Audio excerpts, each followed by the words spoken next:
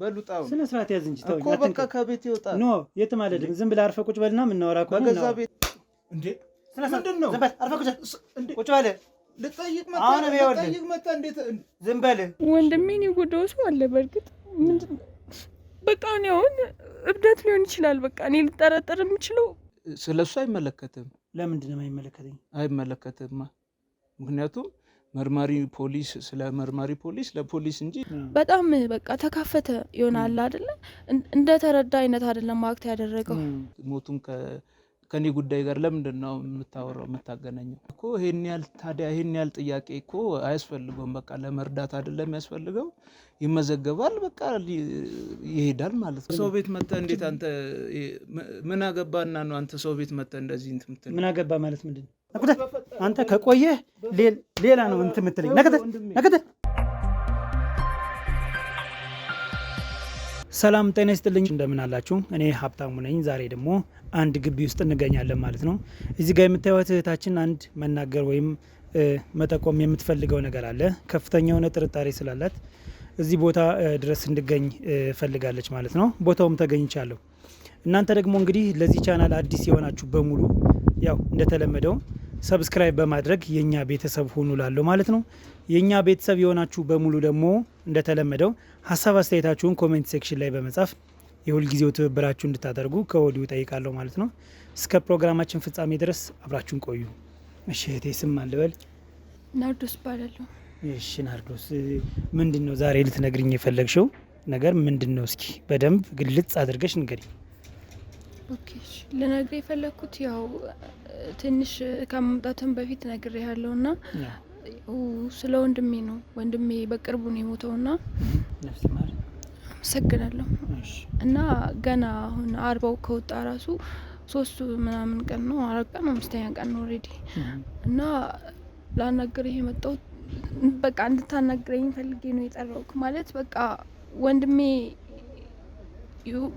ወንድሜ ራሱን አጥፍቷል ተብሎ ነው በርግጥ ማለት ማንም ሰው ሳይኖርክ ሲቀር ዝም ብለክ ትቀብረዋለህ እኔ ብቻ ነኝ ያለሁትና በቃ ራሱን አጠፋ ተባለ ከዛ በቃ ተቀበረ አሁን ወር አልፎ እንዳልኩ 40 ወጥቷል እኔ ደግሞ አላመንኩበትም ታውቃለህ ማለት ወንድሜ በምንም ታምር ራሱን ሊያጠፋ አይችልም እና ስለሱ ነው ላወራክ የፈለኩት እሺ እንግዲህ አሁን እንደነገርሽኝ ከሆነ 40 ከወጣ 4 ቀን 3 ቀን እያለፈው ነው የተፈጠረው ነገር ደግሞ ራሱን አጥፍቷል ነው ምትይኛለሽ አንቺ ደግሞ አላመንሽበትም ራሱን የሚያጠፋ ሰው አይደለም ወንድሜ ነው ሌሎች ወንድሞች የሉሽም እህቶች እናትና አባት እስኪ ንገሪኝ ስላለው ነገር አይ ሌላ ማንም የለኝም ከሱ ውጭ እውነት እሱ ብቻ ነበር የነበረኝ አሁን በቃ ብቻዬን ቀርቻለሁ ታውቃለህ ማለት ወንድሜ በቃ በእኔና በሱ ህይወት ደስተኛ ነበር እኔም ለሱ እሱም ለኔ ብቻ ነበርና እኔ እንጃ እኔን ትቶ በምንም ታምር ራሱን ሊያጠፋ አይችልም እኔ ማላውቀው ነገር ደግሞ ምንም ነገር የለም እና ምንድነው አሁን እስኪ ቆይ አይዞሽ መጀመሪያ ተረጋጊ እህቴ እሺ ነገሩን በደንብ አድርገን እንድናጤነውና ወደ ቀጣዩ ነገር እንድንሄድ አሁን ያንቺ እዚህ ጋር ጥንካሬ ያስፈልጋል እሺ ጠንከር ብለሽ ያሉትን የተፈጠሩትን ነገሮችና መጠረጠሪያቸውን ነገሮች እያንዳንዱን ነገር ስትነግሪኝ በጣም ጠቃሚ ይሆናል ለኛ እሺ ስለዚህ አሁን ወንድምሽ ባረፈበት ቀን ምንድነው የተባለው መቼም የፖሊስ ምርመራ ግድ ነው በዛ ላይ የተዋው ወረቀት አለ ያስቀምጠው ወይንስ ምንድነው ምን አይነት ፍንጭ ነው ያገኙ እስኪ ንገሪኝ ወይም ውጤቱ ምንድነው የተባለው ያው የፖሊስ ውጤቱ በቃ እንትን ራስ ማጥፋት ነው ብለው ነው ምርመራ አድርገዋል ብዙ ነገር ሞክረዋል ግን ያው ምንም ፍንጭ ስላላገኙ ራስ ማጥፋት ነው ብለው ነው እንትን ያሉት እኔ ግን በሰዓቱ አይቼ ስለነበረ በቃ ላስረዳቸው ሞክሬያለሁ ምንድነው ያዩት መሰለ ይሄ ልብስ ከሆነ ሰው ጋር ስትታገል ልብስ ይቀደዳል አይደለ እንደዚህ አይነት ነገር አይቻለሁ ከዛ እነሱ ደግሞ ምንድነው የመሰላቸው እኔ እንትን ያልኩት ቀድሜ ደረስኩት እኔ ስለሆንኩኝ እኔ ጮኬስ ጎረቤት ረቶኝ ነው ወንድሜን ያወርን ነው ታውቃለህ በጣም ከባድ ነበር እና እነሱ እንደውም እኔ ራሱ በጥርጣሬ እስር ቤት ገብቼ ነበር እና ግድ መጣራት ስላለበት አንድ ሳምንት ምናምን ቆይቼ ነው የወጣሁት ማለት በቃ ምርመራ ተደርጎብሻል ምርመራ ተደርጎብኛል ለምንድን ነው አንቺ ላይ ምርመራ ያደረጉት ምንድነው ምክንያታቸው እንዳልኩ ልብሱ እንትን ተብሎ ተቀዷል አላልኩ እና እሱም አለ እሱም እኔ እንዳረኩት ነው ኢማጂን ያደረጉት ታውቃላችሁ። የኔ አሻራ ብቻ ነበረ እዛ ጋር የነበረው በሰዓቱ ስለደረሻ እንጂ። አዎ ግን በቃ አየካል እነሱ እኔን ጠረጠሩኝ እንጂ የሆነ በቃ አለ የሆነ ወንድሜን የሆነ ሰው እንደዛ ይገደሉ የሆነ ሰው ነው እንጂ ራሱን አጥፍቶ አይደለም። ከዛ እነሱም ያጥርጣሪ ያድሮባቸው ነበረ እኔን የወሰዱኝ እና ግን ያው እንዳላረኩት ስለታወቀ ወጣሁኝ። ከዛ በኋላ እንዳልኩ በቃ እነሱ አሻራ ሳይኖር ምን ማድረግ እንችላለን ነው ያሉኝ። ወንድሜ በጣም በቃ የሆነ ከሰው ጋር እንደተደባደበ ያስታውቃል። ከዛ በቃ ሊያምኑኝ አልቻሉም ታውቃለህ። በሰዓቱ አንቺ የት ነው ውለሽ የመጣሽው? እኔ ስራ ነበርኩኝ የራሳችን ስራ ቦታ አለን ቡቲክ አለን እና እዛ ነበርኩኝ። ከዛ በቃ ቀን ሙሉ ደወልኩለት ስደውልለት ስልክ ያነሳም። ሌላ ጊዜ በቃ ይመጣል እኔ ጋር ምሳ አብረን ነው የምንበላው እዛ ስራ ቦታ። የዛን ቀን ግን ሳይመጣ ቀረ ምናምን ነገር ደብሮኛል ምናምን አላለኝ። ምንም የነገረኝ ነገር የለም። ጠዋት ስወጣ እመጣለሁ ብሎኝ ነበር። ከዛ አርፍጄ ወደ 9 ሰዓት ምናምን 10 ሰዓት ስመጣ እዚህ ከጀርባ ተንጠልጥሎ አገኘሁት ግቢያችን ላይ ማለት ነው። እና በቃ በጣም ከባድ ነበር ለኔ። አሁን በቃ እኔ እንጃ ማንም ሰው ሊያምነኝ አልቻለም ታውቃለህ። ወንድሜ ራሱን አጥፍቶ አይደለም የሚለውን ማንም በቃ እንጃ በቃ እኔ እነሱ በስሜት አንቺ ተነሳስተሽ ነው ልብሱን የቀዳደሽው ነው ያሉ። ግን እኔ አይደለሁም እንደዛ ያደረኩት። ወንድሜ ስደርስም ልብሱ ተቀዳዶ ነበር። የሆነ ሰው ሊያድነው ቢፈልግ ራሱ ጮሆ ማዳን ይችላል። እንዴት ልብሱን ይቀደዋል ተጣልተው ባይሆን? ስለዚህ አሁን አንቺ በእንግዲህ ቡቲክ ካላችሁ እየሰራችሁ በዛ እየተንቀሳቀሳችሁ ከሆነ ምንድን ነው የተፈጠረው? ማለት ከሌላ ሰዎች ጋር ጸብ አለበት? የምጠረጥሪያቸው ሰዎች አሉ? በስራ የሚያገናኘው ነገር አለ ወይንስ በአንቺ የመጣ ጸብ ይኖራል? እስኪ ስለዚህ ነገር ደግሞ ግልጽ አድርገሽ ንገሪኝ። ወንድሜ ከማንም ጋር ይጣላ በጣም የፍቅር ሰው ነው በጣም ማለት ነው። እና ከማንም ጋር ሊጣላ አይችልም። ስራ ቦታም ሁሉም ቦታ የሰው ፍቅር ያለው ሰው ነው። የትም ቦታ ጓደኞቹ ጋር ሲጀመር በቃ ጓደኞቹ ጋር ራሱ ግራ ገብቷቸዋል። ከሰው ጋር ተጣልቶ አያውቅም። ከዛ ራሱን የሚያጠፋበት ደግሞ አንድ ምክንያት የለውም። አንድ በቃ አይተዋል ተሟልቶልን ሁሉ ነገር አለን ሁለታችን ብንሆንም ከዛ ውጭ ምንም አማሮት ራሱ ገመድ ላይ እስከማንጥልቶ የሚያደርሰው ምንም ነገር የለም ታውቃለህ።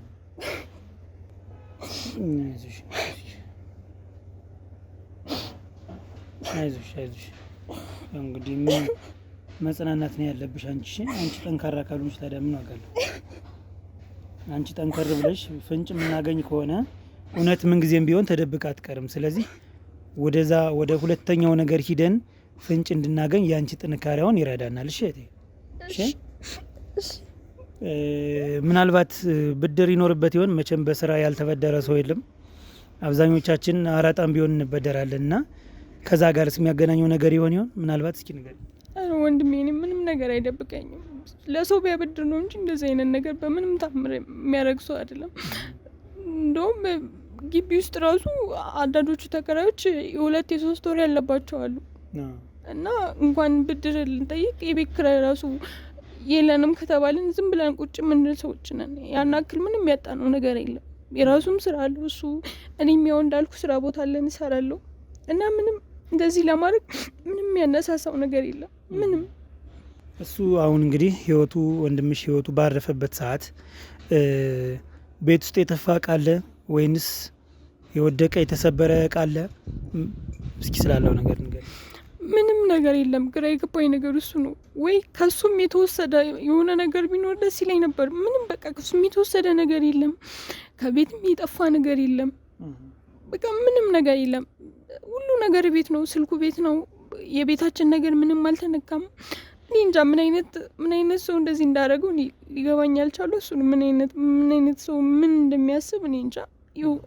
እስከ መስቀል ድረስ ምን ቢበድለው እንደሆነ እንጃ ብቻ። አንቺ አሁን እንግዲህ ያው 100% እርግጠኛ ነኝ ወንድሜ የራሱን ሊያጠፋ የሚችልበት ምንም ነገር የለም እያልሽ ነው። ምናልባት ስለ ፍቅረኛ ይኖረው ይሆን? ስለ ፍቅረኛው አጫውቶሽ ይሆን? እስኪ ንገሪኝ። አይ ያው ፍቅረኛ አይፈልግም ማለት ለትዳር ዝግጁ ሳልሆን ፍቅረኛ ምንም አያደርግም የሚል እንትን ሀሳብ ስላለው ፍቅረኛ ምናምን ህይወት ውስጥ የለም። ጓደኞቹስ ምንድነው የጠየቁሽ ነገር? አሁን እንግዲህ ህይወቱ ባለፈበት ሰዓት ምንድነው ያሉሽ? ምን የሚያውቁት ነገር ምን አለ? እነሱም ግራ ነው የገባቸው። በቃ እመጣለሁ በኋላ ማታ ላይ እንገናኛለን ብሎን ነበር ነው ያሉት እነሱ ራሱ እና ደብሮትም ምናምን ደብሮኛል ብሎም ለማንም አላወራም፣ ለነሱም ለኔም ለማንም አላወራም። እኔንም ያው እንዳልኩ ምሳ እመጣለሁ ብሎኝ ስለቀረ ነው ቤት የመጣሁት። እነሱንም ማታ መጥቼ ፈታ እንላለን ብሏቸው እየጠበቁት ነበር በዛ እነሱ። ከዛ ያው እኔም መጥቼ አየው እነሱም ሞተ ተባሉ። እኔ እንጃ እስካሁን አላመንኩ። ወንድሜ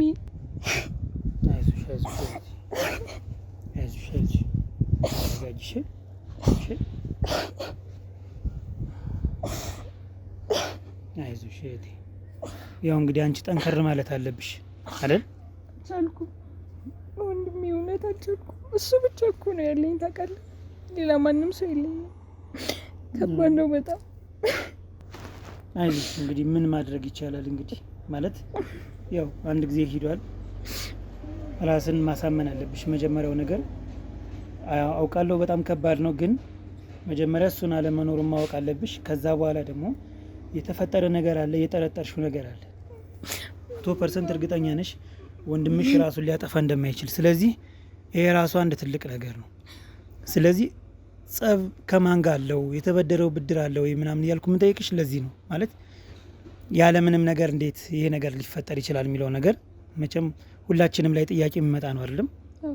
ስለዚህ ሌላ የምጠረጥረው ይሄን የምጠረጥረው አለኝ እና ይሄ ነገር ከብዶኛል የምትይው ነገር ካለ እሱ ነገር አየው። በቃ ሰው ከመሬት ተነስቶ ያው እንዳልኩ በቃ አለች እህት አለች ወይ ወንድም አለክ ታወራለህ አይደል ከነሱ ጋር እና ሲደብር ትናገራለህ የሆነ ነገር ስትሆን፣ በዛ ላይ በጣም ስትለማመድ ደግሞ ምንም ነገር አትደብቅም። እኔ ምንም በቃ ራሱን ሊያጠፋበት የሚችልበት ሲጀምር ራስ ማጥፋት ኃጢአት እንደሆነ ያውቃል። ሲወራ ሲሰማ ራሱ ደስ የማይለው ነገር ወንድሜ እንዴት በትንሽ ነገር ተነስቶ እንዴት ማለት በቃ አላ ራስ ማጥፋት ትልቅ ነገር ነው፣ በፈጣሪም ዘንድ ያስቀጣል። አይ እንደዛ ያደርጋል ብዬ አላስብም። ወንድሜን የጎዳው ሰው አለ በእርግጥ ምንድነው በቃ ነው አሁን እብደት ሊሆን ይችላል። በቃ እኔ ልጠረጠር የምችለው በቃ እሱ ሊጣላ የሚችለው ከተከራዮቻችን ጋር ብቻ ነው፣ ሌላ ማንም ሰው የለም። ምን የሚያገናኘው ነገር አለ? አሁን ለምሳሌ እኔ እንግዲህ ከካሜራማኔ ጋር የሚያገናኘ ነገር አለ፣ ልጣላ እችላለሁ። ምክንያቱም የሚያገናኘን ነገር ስላለ። አሁን ተከራይና አከራይ ደግሞ ብዙ ጊዜ የሚያገናኛቸው ብዙም ነገር ላይኖር ይችላል፣ ሊኖርም ይችላል። ግን ምንድነው የምጠረጥሪው ነገር ምን አለ? አሁን ደጋግሜ የምጠይቅሽ ለምን መሰለሽ? ከዛ ፍንጭ በመነሳት ነው። እኔ እንግዲህ ገምቼ እንትምለው ነገር የለም፣ ማደርገው ነገር የለም። ፍንጭ ይዛለሁኝ። ፍንጩ የምትሰጡኝ ደግሞ እናንተ ጠቋሚዎች፣ እናንተ የተበደላችሁ ሰዎች በዚህ ምክንያት ነው እንደዚህ ነው መጠረጥረው ከሌን ነው ብላችሁ ስትነግሩኝ ወደዛ እንደ መነሻ መንደርደሪያ ይሆነኛል። ሊሳካም ላይሳካም ይችላል። ነገር ግን መንደርደሪያ ስለሚሆነኝ ምንድን ነው ጸብ አለበት ወይ? ጸብ ከሌለበት የምጠረጥረው ነገር ምንድን ነው ንገሪኝ እስኪ። ይሄ ግቢያችን ማለት ነው አሁን ሊፈርስ ነው በልማት የተነሳና ያ ደግሞ እኛ ምንም ማድረግ አንችልም፣ ግዴታ ነው አይደል? ያው እንዳልኩ ቅድም እንዳልኩ ብር የተረፈን ሰዎች ነን እኛ። ያን ያክል ለብር አንጨርቅም። ለብድር ብሎ ራሱን አያጠፋም ወንድሜ። እና አሁን እንዳልኩ 3 ወር 2 ወር ያለባቸው አሉ ግቢ ውስጥ እና እነሱ የቤት ኪራይ ስጡን ምናምን ያላቸው ነበረ። ማለት በቃ የለንም ሁሌ የለንም ይላሉ። ሌላ ጊዜም በቃ 2 ምናምን አመት ኖረዋል እና ያው በቃ በፍቅር ነው የሚቀበላቸው የሚጠይቃቸው። ከዛ አሁን በቃ ልንለቅ ነው፣ ትንሽ ነው የቀረን፣ ልንወጣ ነው፣ እኛ ቤት ልንቀይር ነው ባልናቸው ማለት ነው። ከዛ በዛ ነገር ምንም ደስተኛ አልነበሩም። በቃ ማግሮም ነው ምናምን ጀምረው ነበረ በጣም አንሰጥም አይነት ነገር ማለት ነው። ከዛ ደግሞ አንወጣም አይነት ነገር። እኛ ምንም ማድረግ አንችልም እኮ ይሄ አይደለ ግዴታ ነው። በሱ የተነሳ በቃ በጣም ፊት ነስተውን ነበር። በጣም በፍቅር ነበር የምንኖረው ምናምን ነገር። ከዛ በቃ በጣም ፊት ነስተውን ነበር። እኛ ምንም አያረጉልንም። ከዛ በኋላ 3 ወር 2 ወር ምናምን ሳይከፍሉ እየተቀመጡ እንደፈለጉ እየሆኑ እየወጡ እየገቡ ውሃ ግቢ ነው ምናምን ነገር ብቻ የፈለጉትን ነገር ነው የሚጠቀሙት። እና ምንም ብለናቸው አናውቅም። አሁን ብር አላቸው ሁላቸውንም 3 ናቸው እና ብር አላቸው። አንደኛው 3 ወር አለበት እና በጣም በቃ ተካፈተ ይሆናል አይደለ እንደ ተረዳ አይነት አይደለም አክት ያደረገው እና በጣም ተናለ እነሱ ምን አንከፍልም የሚሉ ሊወጡ ሊለቁ ስለሆነ ነው። በልማት ምክንያት ይፈርስ ከሆነ ሳንከፍል እስከ ቆየነበት ቆይተን እንውጣ ነው ምንድነው? እንውጣ ነው ሀሳባቸው እና እኛ ደግሞ ያው ውሃ ማብራት እየከፈል ነው አይደለም የሚኖሩት። ሽንት ቤት አለ ብዙ ነገር አለ ወጪ አለ። ከዛ እሱ ነው ጸቡ ይመስለኛል። እኔ ከሶስት አንዳቸው ወንድሜ የሆነ ነገር አድርገውት ነው ጥርጣሬ ያለሽ? አዎ ጥርጣሬ ያለኝ። ይህን ጥርጣሬ ስለ ፖሊስ አሳውቀሻል? ለህግ አካል አሳውቀሻል ወይስ ምንም ነገር አልሰጠሻቸውም? ስለዚህ እንዴት ብዬ እንደዚህ አይነት ነገር እናገራለሁ? ማለት ይኮ በቃ በጣም ትንሽ ነገር ማለት እንዴት አከራይ እኔ በቃ የመጣልኝ እሱ ብቻ ስለሆነ ነው እንጂ ማለት ያው አንቺን አሁን ምንድን ነው ተጠርጥረሽ አንቺ እስከሄድሽ ድረስ አንቺ ነጻ ልትወጪ የምትችልበት ፍንጭ ስትሰጫቸው ነው እና ምንም ፍንጭ ካልሰጠሻቸው እንዴት ነው አንቺ ልትለቀቂ የቻልሽው? እኔማ ያው በቃ ጓደኞቹ መጡ። ከዛ በኋላ ያወራንበትን አዩ። እዚህም ስጋባ የነበሩ ሰዎች አሉ። ከዛ ያው ምርመራው ያስታውቃል ሰዓቱ ምንም ነገር በዛ የተነሳ ነው የተለቀቁት። ያልተያዘ ሀሳብ እንዴት ብለህ ነው ፖሊስ ጣቢያ ሄጄ እንደዚህ ልል አልቻልኩም። በዛ ላይ ዛኔ ቴንሽን ነበርኩኝ። እንደዚህ ማርቄ የማስብበት ታይም አልነበረም። በጣም ተሰምቶኝ ነበረ እና ስለነሱ ምንም ነገር አላልኩት። ሲቀጥል ማያሙኝም ታውቃለህ። ምን ብለው ያምኑኛል? አከራዩአቸውን ገደሉ። አከራዮችም እኔ እንጃ ብቻ ከባድ ነው ማለት እንዴት ሊሆን ይችላል እንደዛ ብር ክፈሉ ስለተባሉ። ግን እኔ በቃ የመጣልኝ አንድ ነገር እሱ ብቻ ነው። በተለይ ደግሞ አንደኛው 3 ወር ነበረበት እና በጣም በቃ ፊት ነሳው። ወጣት ነው እና በጣም ፊት ነሳው ምናምን ነገር በቃ ሳምንት አልቆየም እንደውም ወንድሜ ከዛ በኋላ ራሱ ከዛ ይገላምጠዋል ምናምን ነገር። እንደውም የዛኔ ራሱ ሲጠይቀው ተቆጣ። ከዛ በጣም እንደውም ውጣልኝ ነበር ያለው ማለት ነው። ውጣልኝ እንደውም አልፈልግም ምናምን ትንሽ ጭቅጭቅ ተነሳ። ከዛ በኋላ በቃ ሊደባደቡላ ነበር የዛን ቀን ማለት እንደራሱ ቤት ነው ያየው። በቃ ልነግር አልችልም እንዴት እንደሆነ አግሬሲቭ ሆነ በጣም። ከዛ በጣም ተናደደ ወንድሜ ምናምን ነገር ያው አባብዬ ያስገባሁት ያ ቀን አለፈ። ከዛ ከሳምንት በኋላ ወንድሜ እንደዚህ ተፈጠረበት እና ወንድሜ በሞተበት ሳምንት ምናምን ቆይቶ ደግሞ ለቅሶ ገጠመኝ ብሎ ሄደ ነው ያሉት። ከዛ ከአንድ ወር በኋላ አሁን ለዛ ነው በቃ ላናገር የፈለኩት። ከአንድ ወር በኋላ አሁን ከወጣ በኋላ አርባው ማለት ነው 3ኛ ቀኑ ነው ከመጣ እሱ አሁን መጣ። 40 ሲወጣ ማለት ነው ተመልሶ እዚህ ግቢ ወጣ መጣ። አልወጣንም ያው በለቅሶም የተነሳ ትንሽ ቆየ። ልጅ ሌላ ሀገር ብሎ ሂዶ ነበር ነው የምትይኝ? አንደኛውን ከ3 ተከራይ ውስጥ አንደኛው ወደ ሀገር ቤት ሂዶ ነበር ወይም ሌላ ቦታ ሂዶ ነበር ማለት ነው? አዎ ሌላ ቦታ ሂዶ ነበር። ከዛ በኋላ ደግሞ ምንም አይነት ነገር እንደዛ እያበላን እያጠጣ ነው የቤት ኪራይ ሳንቀበለው እየኖረ ራሱ ምንም የሀዘን ስሜት ራሱ የታየበት ሰው አይደለም። በጣም መጥፎ። ሌሎቹ ምንም በቃ ከኔ ጋር አብረው ቁጭ ብለው እያለቅሱ ነበረ። በጣም ተሰምቷቸዋል። እሱ ግን ትዝም አላለውም። ለቅሶ ገጠመኝ ብሎ ሄደ። ከዛ አሁን ያው 40 ከወጣ በኋላ ተመልሶ መጣ እና ላናግር የፈለኩት ለዛ ነው። አሁን መጥቷል። እዚህ ግቢ ቤት ነው ያለው። ስለዚህ አሁን ምን መሰለሽ እንግዲህ ይሄ ድርጊት በተፈጠረበት ቀን እሱ ሂዷል። አሁን ደግሞ እንግዲህ 40 ከወጣ በ2ኛው በ3ኛው ቀን መጥቷል ወደዚህ። ስለዚህ ይሄን ነገር እኮ አሁን ተከራይ ምን ጊዜም አንቺን ብቻ ሳይሆን የምትጠይቂ ቀሪ ተከራዮችም ይጠየቃሉ ግቢ ውስጥ እስካሉ ድረስ። ስለዚህ ሁለቶች ተጠይቀው ለምንድን ነው እሱ ሳይጠየቅ የቀረ?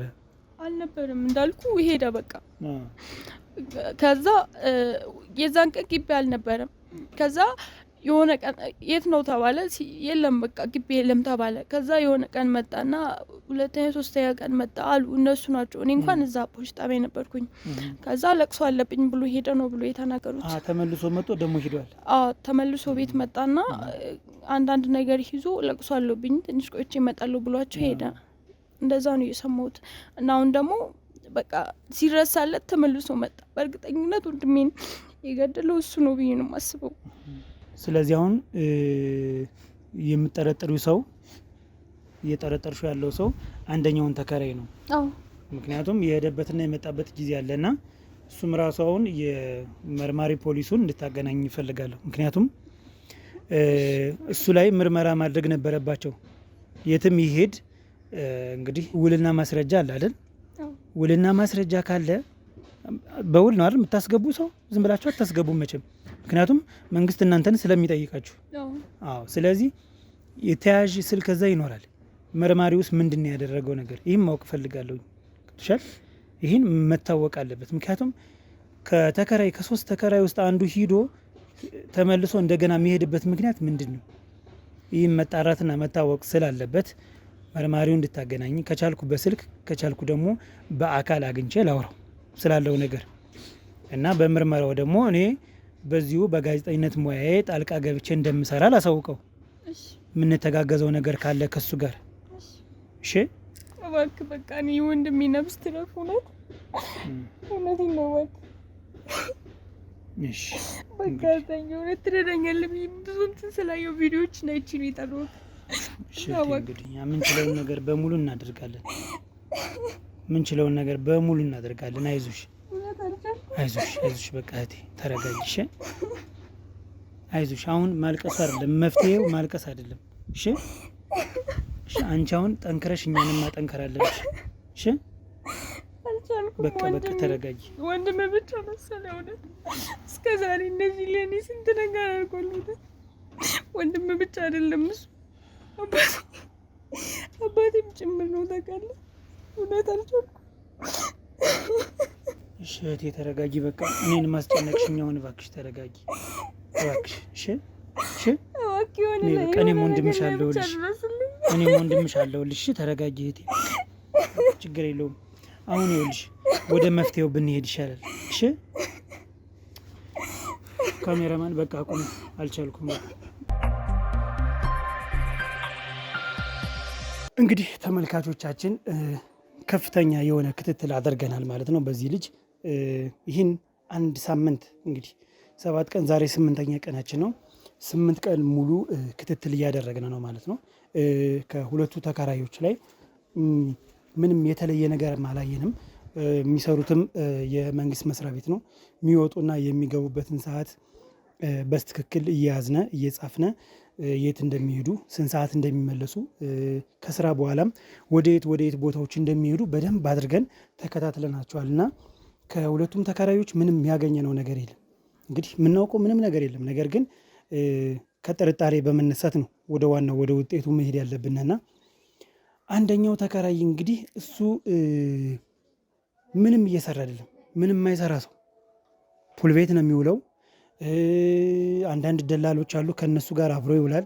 ድለላ አይነት ነገር ሲሞክር አስተውለናል። እንግዲህ በመኪና በደንብ ነው የምንከታተለው መግቢያ መውጫውን የት እንደሚሄድ ማን እንደሚያገኝ ምናምንና ስልኩንም ለመጥለፍ ሞክረናል እና ትንሽ ያገኘናት መረጃ አለች።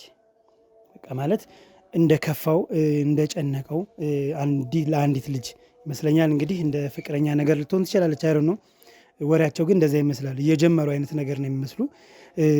ከእሷ ጋር የሚያወራት ነገር ምንድን ነው? ውስጤ እየተጨነቀ ነው። በቃ መረጋጋት ተሳነኝ። በምን አይነት ነገር ማስተካከል እንደምችል አላውቅም፣ ግን ጸጸት ሊገለኝ ነው ምናምን የሚላታል እና ምን እንደሆነ ስጠይቀው ምንም ነገር ሊነግራት ፈቃደኛ አይደለም።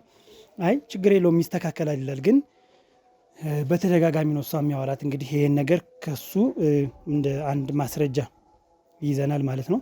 ወደ እሱ ሂደን እሱን ደግሞ በምን አይነት ሁኔታ ማወጣጣት እንዳለብን አብረን የምናየው ይሆናል። ከሱ ግን እንግዲህ ያገኘናቸው አንዳንድ ነገሮች አሉ።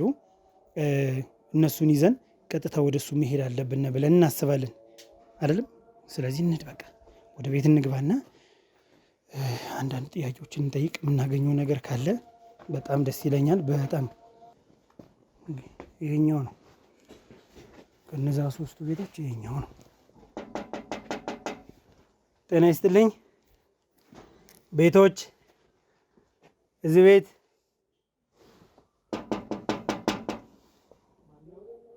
ሰላም፣ ጤና ይስጥልኝ።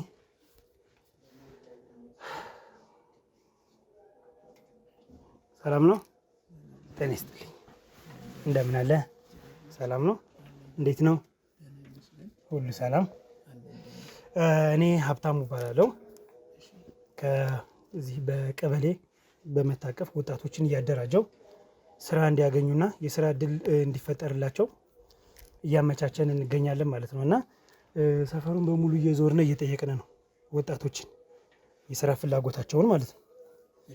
ስለዚህ በምን አይነት ሁኔታ መስራት እንዳለባቸው እየተመካከርን ከሰዎቹ ጋር የስራ ዘርፍ እየመደብናቸው ነውና ይህን የነጻ እድል ደግሞ ማንም ሰው ይፈልገዋል አይደል? እና እሱን ለማመቻቸት እየዞርን ነው በየቦታውና ምን ታስባለህ?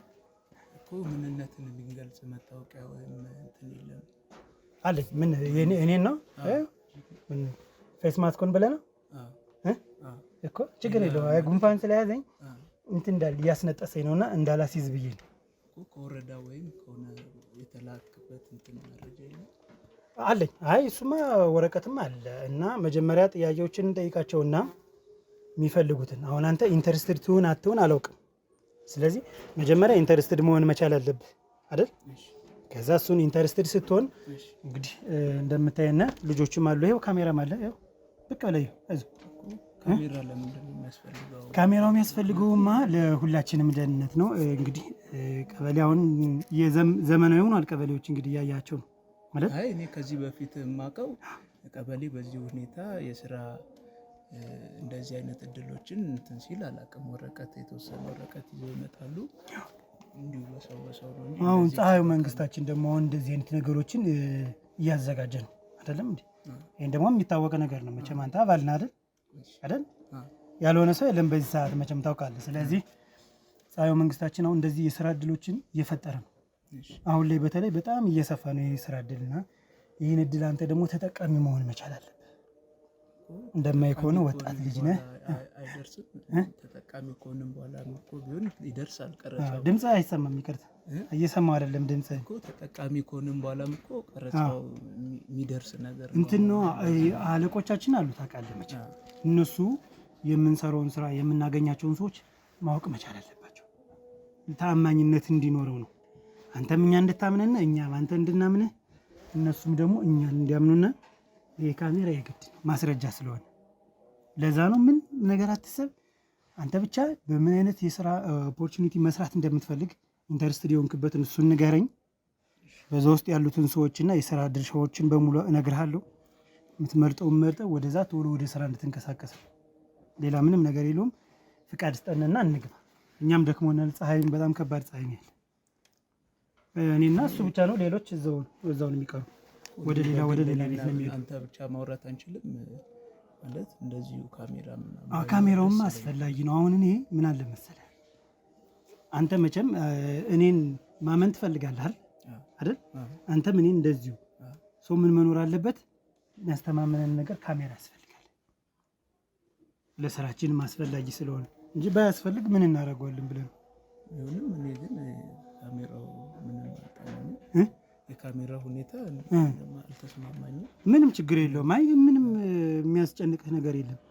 አባል እስከሆነ ድረስ በዚህ ስራ ውስጥ እስካለንበት ድረስ ምንም ችግር የለውም። ስለዚህ ፈቃደኝነቱን ንገረንና ፈቃደኝነትን ንግባና 5 ደቂቃ ነው እንቆይ። 5 ደቂቃ እንቆያለን። ወጣን እንሂድ። በቃ ሌላ ምንም እንትን የለውም።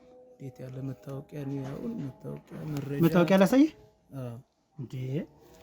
እሱማ ምን ያው ለቃ ማንነቴን የሚገልጽ መታወቂያ። እሺ ስለዚህ ችግር የለውም። እሺ ና ግባ። ላይ ታዘጋጅ። እናመሰግናለን በጣም።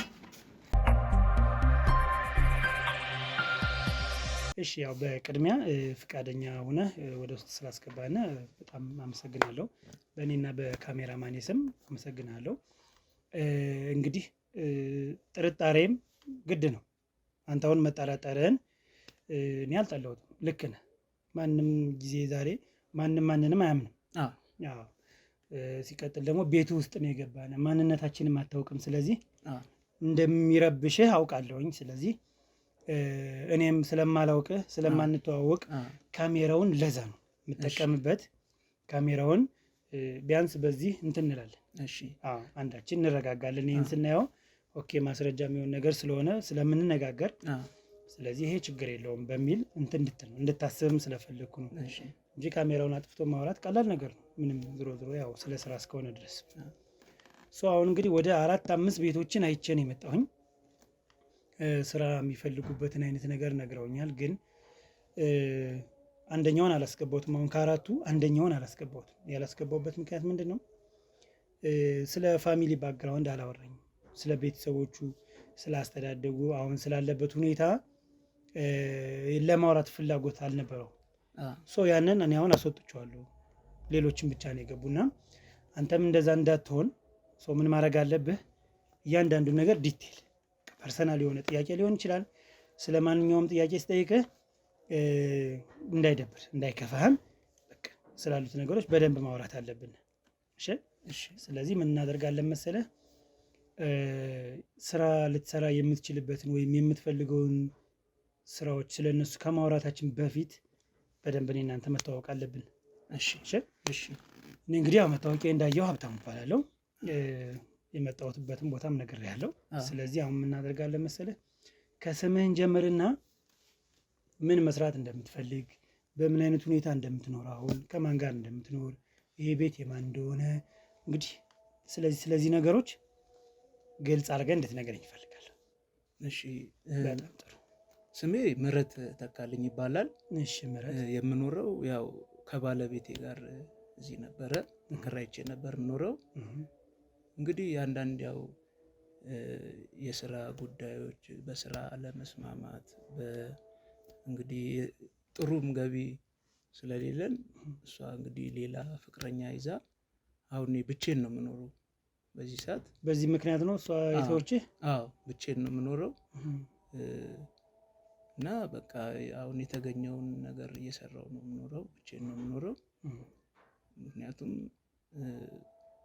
ገቢያችን በጣም በቃ ከጊዜ ወደ ጊዜ እየመነመነ እንትን ሲል እሷ ሌላ እንግዲህ ፍቅረኛ ይዛ ሌላ አካባቢ ነው አሁን ያለችው እና በዚህ ሁኔታ ውስጥ ነው አሁን እንግዲህ አንተም ከቀበሌ ይሁን ከወረዳ እንግዲህ የስራ ክፍለ ከተማ ነው ክፍለ ከተማ የመጣሁት ብለህ እንግዲህ ነገርከኝ።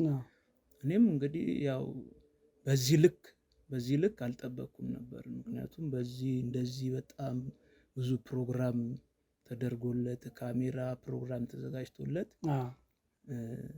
የስራ እድል ለመፍጠር እንግዲህ እስካሁን አላየውም እና ለዛም ወጣቱ ቴክኖሎጂ አሁን ተጠቃሚ ነው። አብዛኛው አሁን እንግዲህ ሶሻል ሚዲያ ላይ በደንብ ተጠቃሚ ናቸው ምናምን ያን ነገር ስታይ ይህም በዲጂታል መደገፍ አለበት። አሁን አሰራሩ ሁሉም ነገር ፋይል የሚባል ነገር እየቀረ ነው፣ ወደ ዲጂታል እየተቀየረ ስለሆነ ለዛ ነው እና ጥርጣሬ ውስጥ የከተተኝ እኔ ይሄ ነው። ካሜራውን ስታይ ልክ አሁን እኔ ማቃቸው ወጣቶች አሉ ከዚህ በፊት እንደዚህ የስራ እድል እንግዲህ ሄደው ወረዳ አመልክተው ነው እንጂ እንደዚህ በዚህ ልክ ካሜራ እየቀለለ ይሄዳል። ከዚህ በኋላ ተዘጋጅቶለት እንደዚህ ፕሮዳክሽን የሚመስል ነገር ሁሉ ተዘጋጅቶለት እንደዚህ አይነት የስራ እድል የዞሩ እንትን የሚል ነገር የለም። እኔ ለዛ ነው እንደዚህ የተጠራጠርኩት። ጥርጣሬ ውስጥ አትግባ።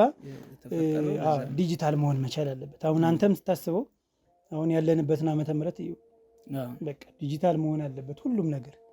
ስለዚህ እንደዛ መሆን ካለበት የስራ ኦፖርቹኒቲዎች ደግሞ ቤት በር ድረስ የሚመጡበት ጊዜ ይመጣል፣ ይታወቃል እኮ። ሂደህ እዛ ካልተሳካ ፈጣሪ ሲለው ደግሞ በር ላይ ደግሞ ይመጣልሃል። ስለዚህ ወደ ስራዎች ውስጥ ከመግባታችን በፊት አሁን ምን ታደርግልኛለህ መሰለህ? በደንብ ምን መስራት እንደምትፈልግ እና አሁን እስኪ ስለ ልጅቱ ደግሞ አጫውተኝ እስኪ። ማለት እንደነገርከኝ ከሆነ በፋይናንሻል ጉዳይ ነው ጥላ ሄደች። በፋይናንሻል ጉዳይ መስራት ስላልቻልክ ሌላ ፍቅረኛ ይዛ ጥላ ሄዳለች እና እንዴት ነው ከእሷ ጋር የተዋወቃችሁት? እስኪ ንገረኝ። የተዋወቅነው ካፌ ውስጥ ነው። እሷ መስተንግዶ ነበር የምትሰራው፣ እኔም አጋጣሚ ባርማን በዛ ሰዓት የምሰራው እና በዛ አጋጣሚ ነው የተዋወቅነው፣ የፍቅር ግንኙነት የጀመርነው እና ከዛን በዛ ሰዓት እንግዲህ ያው ብዙ ነገር አስበን ነበር። አብረን ብዙ ህይወቶችን እንኖራለን፣ ብዙ እቅዶች ነበሩን ህይወታችን ለማሻሻል ብዙ ነገር ጥረን ሞክረን አይተናል። ግን ከጊዜ ወደ ጊዜ እንግዲህ እኛ እንዳቀድነው እንዳሰብነው አልሆን ሞክረን ነበር ብዙ ህይወት ለመጀመር። እዛን ታገልን ምንም በቃ እዚህ ግባ የሚባል ነገር በቃ አልሆነም ህይወት። ከዛም በአጋጣሚ ያው እሷም ሌላ ሰው ተዋወቀች፣ እዛው ካፌ ውስጥ ተዋወቀች። እንደዚሁ በቃ ተዋወቀች፣ ሌላ ቦታ ሄደች። እንግዲህ እኔም ምን አደረግክ አንተ እንደዛ ስትሄድ? እሷ ምን አደረግክ አንተ? ማለት ያው ወንድ ልጅ ነህ መቼም እኛ ቢከፋና ከፍቶን እንዘዋለን፣ ግን እሷን ለማናገር አልሞከርክም? ምንድን ነው ያደረግከው? እስኪ ንገረኝ። ማለት ጥላ ስትሄድ ምክንያት ይኖራታል። ምክንያቷ ያው በገንዘብ ነው ብለኛል። እሷስ ምን አይነት ምክንያት ሰጠችህ? ምንድን ነው ያደረገችው ነገር? አሁንስ በምን አይነት ሁኔታ ነው የምትገኝ? እሷ ማለት አሁን ሁሉን ነገር ገንዘብ ነው አይደለ? ገንዘብ እኮ ነገ ይመጣል። መጀመሪያ የኛ ፍቅር ነው የሚቀድመው፣ የኛ ግንኙነት፣ የኛ ነገር ጤናማ ከሆነ ከተስተካከለ ገንዘብ ነገ ሰርተን የምናመጣው ነገር ነው ጉዳይ ነው ብዬ ብዙ ነገር ነግሬያታለሁ። እንግዲህ እንድትመለስ እኔ ብዙ ሀሳቦችን አቅርቤላት ነበረ፣ ግን በቃ ምንም ሊጥማት አልቻለም። ያው የሄደችበት ቦታ እንግዲህ እንደተስማማትና ከዚህ በኋላ ወደ ለራሴ እንድኖር ነው የነገረችኝ እና ተከራይቼ አሁን በቃ ከራሴ ጋር ነው ያለሁት። ስለዚህ አሁን እሷ ያለችበት ሁኔታ ተመችቷታል? ምቾት ላይ ናት? ለዛ ነው አሁን በቃ የተገኘውን ስራ እሰራለሁ። አሁን ራሴን በራሴ እያስተዳደርኩ ነው ያለሁት። ስለዚህ አሁን ይሄ አሁን የምትኖርበት ቤት የማን ነው? ተከራይቼ ነው የምኖረው። ተከራይቼ ነው የምኖረው። ኪራይ እንዴት ነው አሁን? ማለት እኔም ተከራይ ነኝ፣ ይቸግረኛል። ሲቸግረኝ የመክፈል አቅም የማይኖርበት ጊዜ አለ። መቼም እናውቀዋለን። ስንኖር አንዳንዴ ነገሮች ይደራረባሉ፣ ከምታስበው በላይ ይደራረቡና የማይመች የማይሞላበት ጊዜ አለ። ብዙ ነው ጊዜ አይሞላም እና ማልከፍልበት ጊዜ አለኝ። ሲኖረኝ ጨምሬ የምከፍልበት ጊዜ ምናምን አለ እና አንተስ እንዴት ነው ያለህ ነገር? ከአከራዮች ጋር ያለህ ግንኙነት እንዴት ነው? አጋጣሚ ሆኖ አከራዮችን ያው ጥሩ ሰው ናቸው እና አሁን ያው የስራውን ሁኔታ እንደምታውቀው ነው። ብዙም እንቅስቃሴ ከባድ ነው፣ ይገኛልም ይታጣልም እና አሁን ላይ ደግሞ እየተንቀሳቀስኩ አይደለም። አጋጣሚ ኪራይ ራሱ የ3 ወር አልከፈልኩም። ስለዚህ አሁን እያልከኝ ያለው የ3 ወር የቤት ኪራይም አልከፈልክም አሁን በዚህ ሰዓት? ምንድን ነው እሱ ምክንያቱ? እንዳልከው አሁን ነው እኔ እንደነገርኩ ማለት እኔም ቸግሮኝ ማልከፍልበት ጊዜ አለ እንዳልኩ እና ስራም ሲመጣ የዛን ልክ ስራም ሲመጣ እንግዲህ ይከፈላል ብዬ አምናለሁ። ምክንያቱም ስራም አንዴ ሲመጣ አንዴ ነው፣ ሲሄድም እንደዛው ነው እና ያው አከራዮች በጣም መልካም ሰዎች ናቸው፣ እህትና ወንድም ናቸው። ነፍሱን ይማረውና እኔ ያው የምቀራረበው ከወንድምየው ጋር ነው። በጣም መልካም ሰው ነበር። በምን ህይወቱ አልፏል ነው? አጋጣሚ የሆነ ጭንቀት ነበረበት እና ኦልሬዲ ራሱን ነው ኦልሬዲ ያጠፋው። ነፍስ ይማር ራሱን አጥፍቶ ነው። እና በጣም በቃ ያ ወቅት ለኔ በጣም አሳዛኝ ነበር። ምክንያቱም በጣም መልካም ሰው ነበረ፣ በጣም መልካም ሰው፣ ለሱ አይገባውም ነበረ። እኔም በጣም አልጠበቅኩም ነበረ ይሄ ይከሰታል ብዬ አልጠበቅኩም ነበር። አጋጣሚ የትየው ነው ያው ከሷ ነው የሰማሁት ይሄንን ሀዘን። በሀዘኑም መገኘት አልቻልኩም። በምን ምክንያት ነው አንተ ያልተገኘው? ያው አጋጣሚ በዛን ወቅት አባቴ ደክሞ ነበር፣ ክፍለ ሀገር ነበር እና እሱ የሚኖረው። የምታወራኝ ግን ትንሽ እየተሰማኝ አይደለም፣ ጆሮዬን ስለሚያከራክረኝ ቅርታና ትንሽ ከፍ አድርግልኝ ድምፅ። ክፍለ ሀገር ነበር እና የሚኖረው አባቴ። እዛ ደክሟል ብለው ደወሉልኝ። እሱን ለማየት ሄድኩ እና ስመጣ አጋጣሚ እዚህ መድኃኒት ለመግዛት ተመልሼ መጥቼ ነበር። ይሄ ሁኔታ ተፈጥሮ ነው የጠበቀኝ። እንግዲህ ምንም ሀዘኑም ላይ ለመድረስ ለማጽናናትም አልቻልኩም እና በጣም በቃ ከባድ ጊዜ ነበር ለኔ በጣም። ምክንያቱም መልካም ሰው ነበረ። በጣም በቃ መታጣት የሌለበት ሰው ነው። ምክንያቱም በብዙ ነገር በቃ ይደግፈኝ፣ ያግዘኝ፣ ይመክረኝ ነበረ እና እኔ በጣም ይህንን ጊዜ አረሰውም ስለመናገር ከባድ። አባትስ እንዴት ነው? በምን አይነት ሁኔታ ላይ ነው የሚገኙት? አባቴ አሁን ያው እንደነገሩኝ ድካም ላይ ነው። እኔም ያው በተስፋ ነው እንግዲህ ይድናል ብዬ መድኃኒትም እዚህ አዲስ አበባ እየተመላለስኩ መድኃኒት ለመግዛት እዚህ እመጣለሁ እንጂ ትንሽ ድካም ላይ ነው አባቴ ድካም ላይ ነው። የቤት ኪራዩንስ ጉዳዩ ምንድን ነው ያለው? አሁን እነሱ እንደነገርከኝ ከሆነ አልከፈልክም የቤት ኪራዮችን አይደል? እሱንስ ምንድን ነው ያሉ? መቼም ያው ብቻዋን ከሆነች ብሩ ያስፈልጋታል ብላ አታስብ?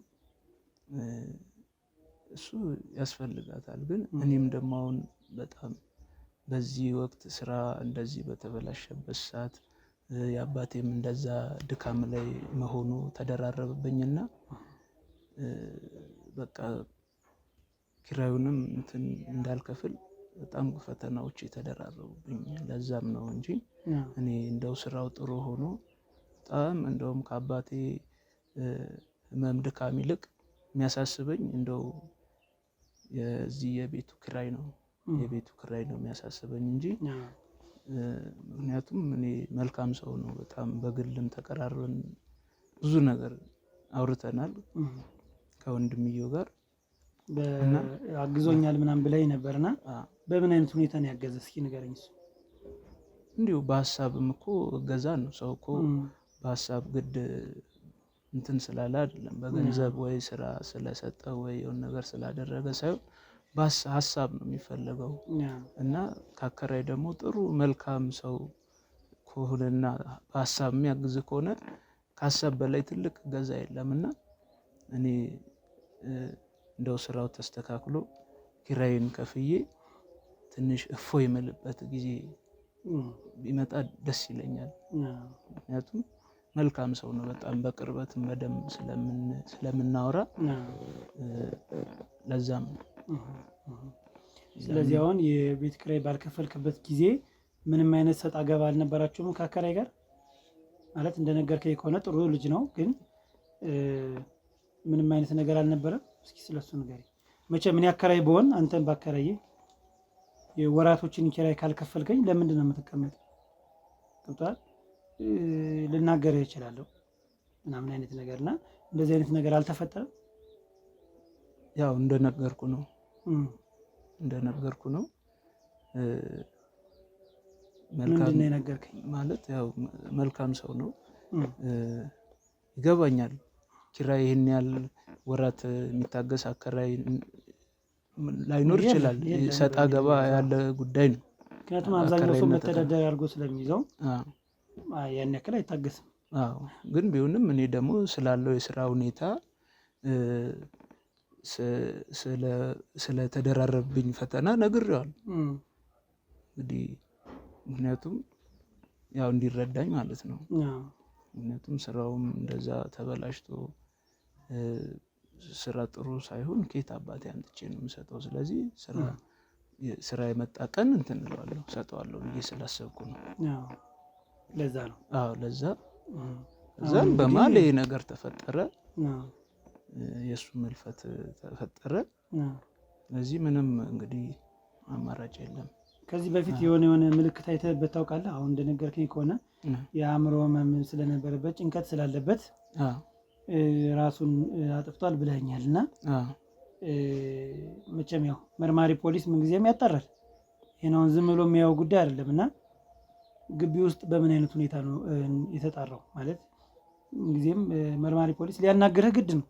ተከራይ 3 እስከሆናችሁ ድረስ 3 በር አይቻለሁ አይደል? 3 ናችሁ አይደል? ስለዚህ አሁን 3ታችሁም በምን አይነት ሁኔታ ነው የተጣራ? አንተ ነውን መርማሪ ፖሊስ አናግረዋል ወይስ አላናገረም? ምክንያቱም እንግዲህ የአስከሬን ምርመራ ይደረጋል አይደል? ህይወቱ ሲያልፍ ይሄ ልጅ የአስከሬን ምርመራ ይደረጋል። አሁን እኮ እኔ የምልህ የመጣበት ዓላማ ምን ነበረ? የመጣበት ዓላማ እኮ የስራ እድል ልፍጠር ብለህ ነው አይደል የመጣው እኮ። ማለት ወደዛ እንደነገርኩህ መጀመሪያ ስነግርህ ፐርሰናል የሆኑ ጥያቄዎችን የግል ጥያቄዎችን ጠይቃለሁ ብያለሁ። የግል ጥያቄዎች እስካሉ ድረስ መመለስ እንደ ግዴታ አድርገው። ምክንያቱም አንደኛ ስራው አስፈላጊ ነገር ነው። ሁለተኛ እንግዲህ ልጆች አሉ ብያለሁ።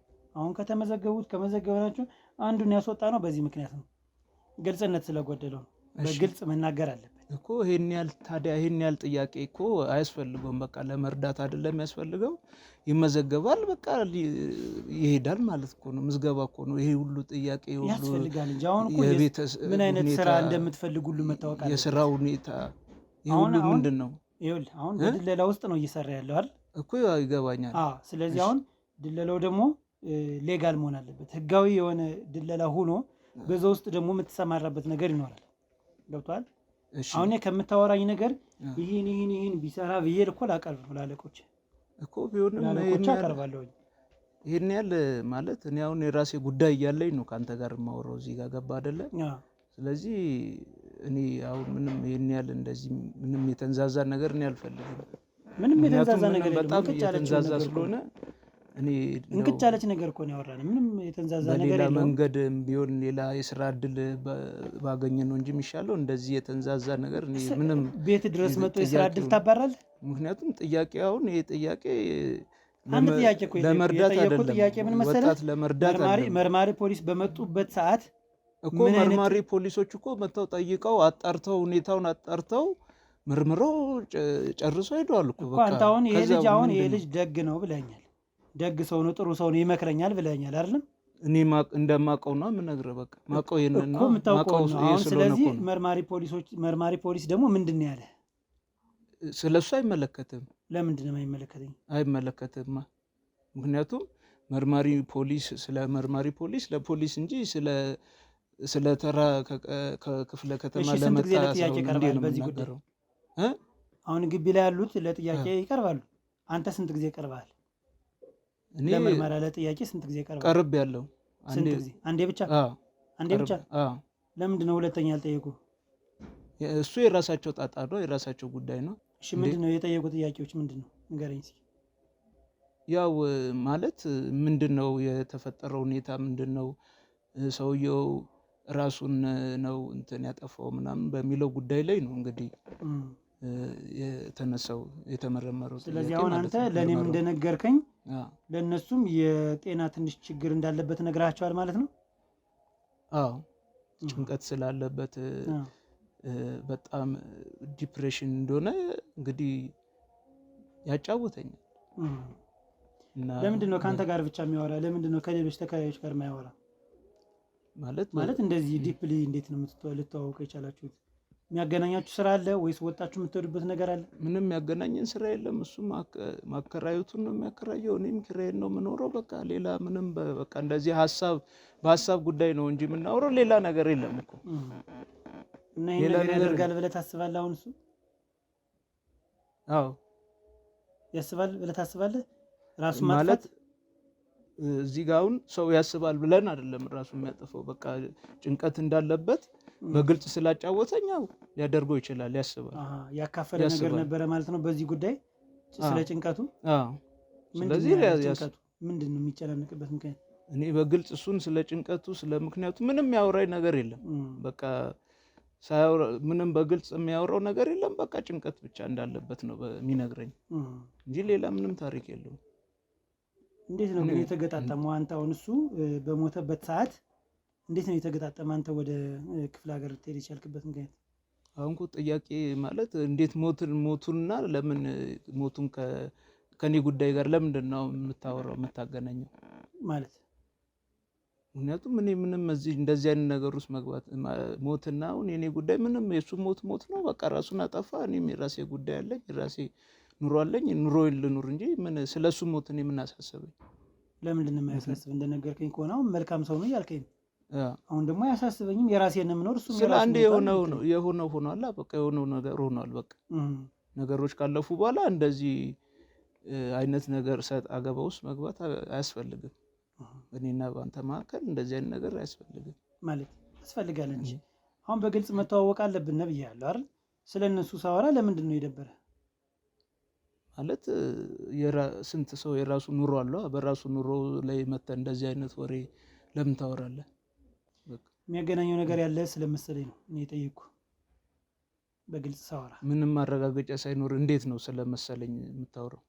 ጥሩ ማረጋገጫ እርግጥ የለኝም፣ ልክ ነህ። ነገር ግን ያገኘነው ፍንጭ አለ። እኔ እዚህ ጋር አሁን ራሴን በደንብ ላስተዋውቅልህ። እኔ መርማሪ ጋዜጠኛ ሀብታሙ እባላለሁ። ስራዬ መመርመር ነው። አንተ ጋር ያየኋቸው ነገሮች አሉ። እነሱን ነገር አሁን ልትነግረኝ የምትችልበት ነገር ካለ በሰላም ንገረኝ። አይ ምንም የለም። እኔ ምንም ማቀውም ነገር የለም።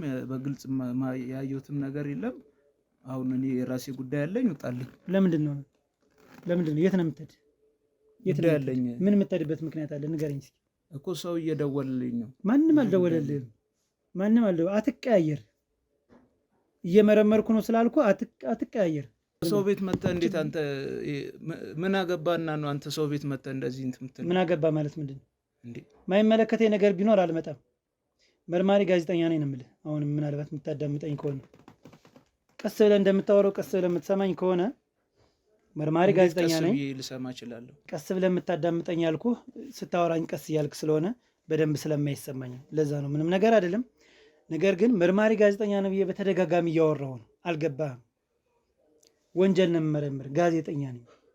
ያለውን ነገር ደግሞ ከአንተ ጋር ፍንጭ ስላለ ስለዛ ነገር መናገር የምትችል ከሆነ የሚቀልልህ ከሆነ ላቀልልህ። ሲቀጥል ደግሞ አዳምጠኝ፣ አስጨርሰኝ። ሲቀጥል ደግሞ አለኝ ቀጠሮ አለኝ እያልኩ እኮ ነው። ማንም አልደወለልህም። ማንም የደወለልህ ሰው የለም።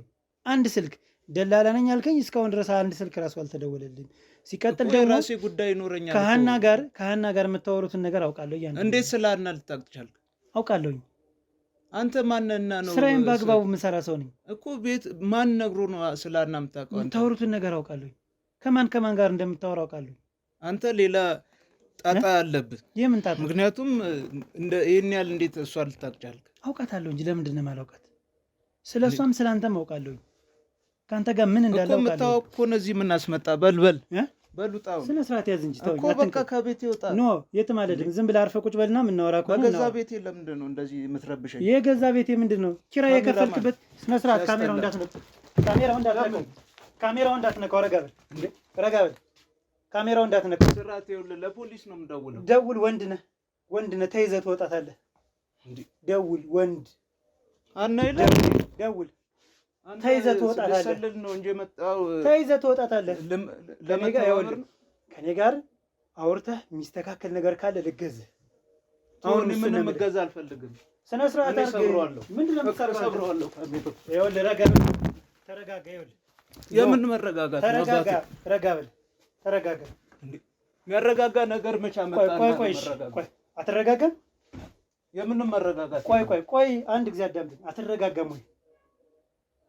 ስለምን መረጋጋት ነው? ተረጋግተህ የምናወራ ከሆነ እናወራ። የምንም መረጋጋት የለም። አትረጋጋም? አትሰማም? ችግር የለውም። አጥፋው፣ እሱ ካሜራ አጥፋው። ውጣልኝ እንዴ! ምንድን ነው? ዝም በል። አርፈህ ቁጭ በል። ልጠይቅ መጣ። እንዴት? ዝም በል። ጉልበት ነው እንዴ? አንተ ዝም በል ነው የምልህ። አትሰማም? ዝም በል። ወሬ አልፈልግም። ሰበርከው እኮ። ምንድን ነው? እሰይ በቃ ዝም በል። ስነ ስርዓት ያዝ። ተስተካክለህ ቁጭ በል። ተስተካክለህ በል። ምንድን ነው? ወንድ ነኝ ብለህ ነው? እኔም እኮ በስነ ስርዓት ነው ያናገርኩህ።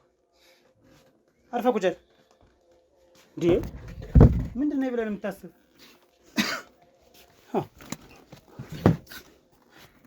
ምንድን ነው አሁንም ትፈልጋለህ? ልጨምርህ?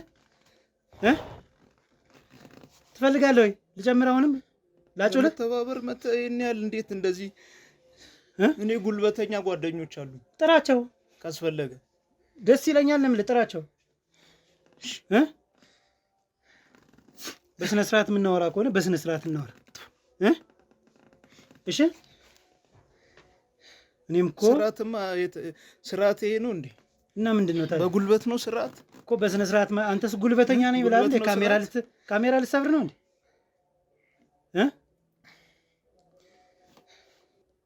እኔ ጋር ደግሞ መነጋገር የምንችለው ነገር ከሆነ ደግሞ የምንሸፍነው ነገር ካለ እንሸፍናለን።